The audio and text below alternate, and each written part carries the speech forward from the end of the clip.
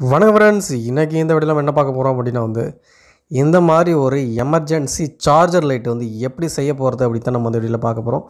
நம்ம சேனலுக்கு புதுசாக இருந்ததுன்னா நம்ம சேனல் மறக்காமல் சப்ஸ்கிரைப் பண்ணிக்கோங்க. ஸோ பக்கத்துலேயே பெல் சிம்பிள் வரும், அதையும் கிளிக் பண்ணிக்கோங்க. வாங்க வீடியோக்குள்ளே போகலாம்.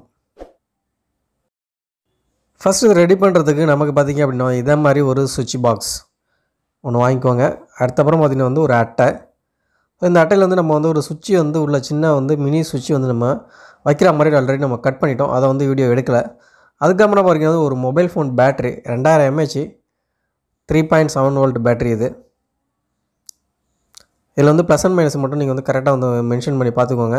அதுக்கப்புறம் இந்த மாதிரி சுவிட்சு, இந்த சுவிட்சை தான் நம்ம இந்த அட்டையில் ஃபிக்ஸ் பண்ண போகிறோம். நம்ம ஆல்ரெடி இதில் ஹோல் போட்டாச்சு.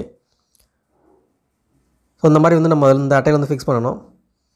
தென் பேட்டரியில் நம்ம சால்ட்ரிங் பண்ணிப்போம். ஏன்னா அப்போ தான் ஒயரிங் சால்ட்ரிங் பண்ணுறதுக்கு நம்ம ஈஸியாக இருக்கும்.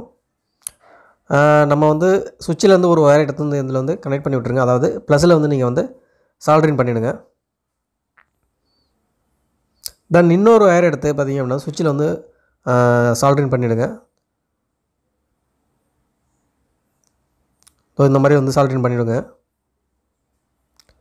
அதுக்கப்புறம் ஒரு பிளாக் ஒயர் எடுத்துக்கிட்டு பேட்டரியோட மைனஸில் நீங்கள் சால்ட்ரிங் பண்ணிவிடுங்க. நெக்ஸ்ட் பார்த்திங்க அப்படின்னா நம்ம ஃபிக்ஸ் பண்ண போகிற 4 volt பேட்டரி சென்டரில் ஒரு ஹோல் போடணும். அப்போ தான் நமக்கு பவர் சப்ளை கொடுக்க முடியும். ஏன்னா ஒயரிங் நம்ம அது வழியாக தான் நம்ம எடுக்கணும். ஸோ ஒரு ஹோல் ஒன்று நான் அது போட்டுக்கிறேன். தான் நம்ம ஃபெஃபிகை யூஸ் பண்ணி இதை ஃபுல்லாக நம்ம இதில் ஃபிக்ஸ் பண்ணி விட்ருவோம்.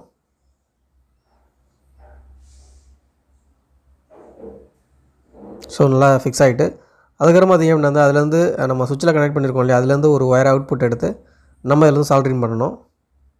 அதாவது சிங்கிள் ஒயராக எடுத்துருப்போம், அதை சால்ட்ரிங் பண்ணணும். அதுக்கப்புறம் பார்த்திங்கன்னா பேட்டரியிலேருந்து டேரெக்டாக பிளாக் ஒயர், அதாவது மைனஸ் எடுத்துருப்போம், அதை டேரெக்டாக இதில் கனெக்ட் பண்ணிடணும். அதாவது சுவிட்சிலேருந்து வரதை ரெட் கலர், அதை ப்ளஸ்லையும் டேரெக்டாக பேட்டரியிலேருந்து வர மைனஸ் டேரெக்டாக கொடுத்துடணும். அதை இந்த மாதிரி கரெக்டாக ஃபிக்ஸ் பண்ணிவிடுங்க.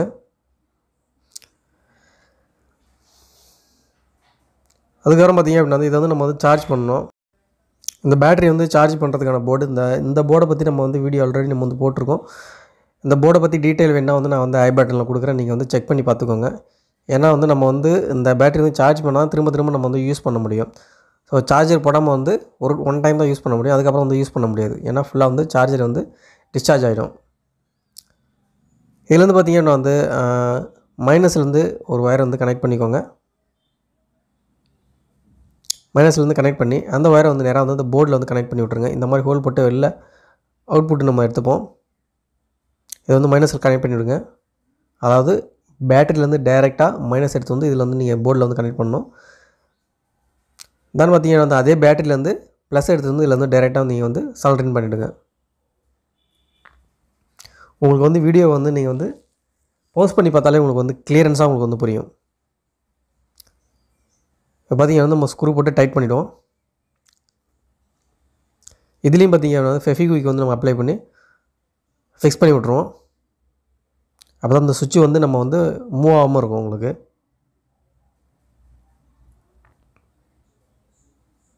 அடுத்து பார்த்திங்கன்னா இது ஒரு எல்இடி கேப்பு மேலே உள்ள கவரு. பழைய லைட்லேருந்து நம்ம எடுத்தோம். அதை எடுத்து மேலே இது மாதிரி ஃபெஃபிக்விக் அப்ளை பண்ணி விட்ருங்க. ஸோ இப்போ எல்லாமே பார்த்திங்கன்னா நமக்கு ரெடி ஆகிடுச்சு. இப்போ நம்ம இப்போ ஆன் பண்ணி பார்க்க வேண்டியதான்.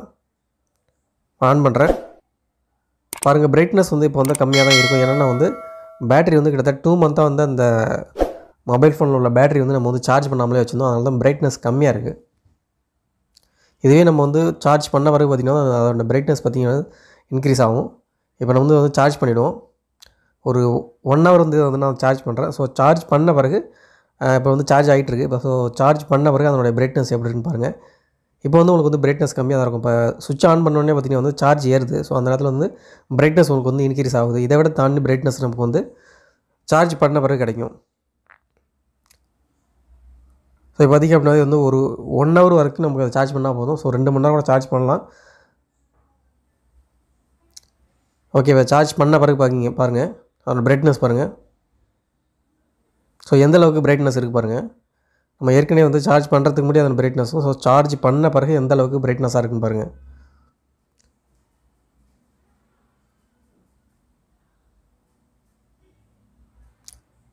ஓகே, ஒரு ஃபோட்டோவை பாருங்கள், ரெண்டையும் கம்பேர் பண்ணி கொடுத்துருக்கேன். நம்பர் 1 பார்த்தீங்கன்னா சார்ஜ் பண்ணுறதுக்கு முன்னாடி, நம்பர் 2 வந்து சார்ஜ் பண்ண வருது, அந்த பிரைட்னஸை பாருங்கள். ஓகே ஃப்ரெண்ட்ஸ், இந்த வீடியோ பிடிச்சிருந்தா லைக் பண்ணுங்கள், ஷேர் பண்ணுங்கள். அதே போல் நம்ம சேனலை கண்டிப்பாக மறக்காமல் சப்ஸ்கிரைப் பண்ணிக்கோங்க. தேங்க்யூ.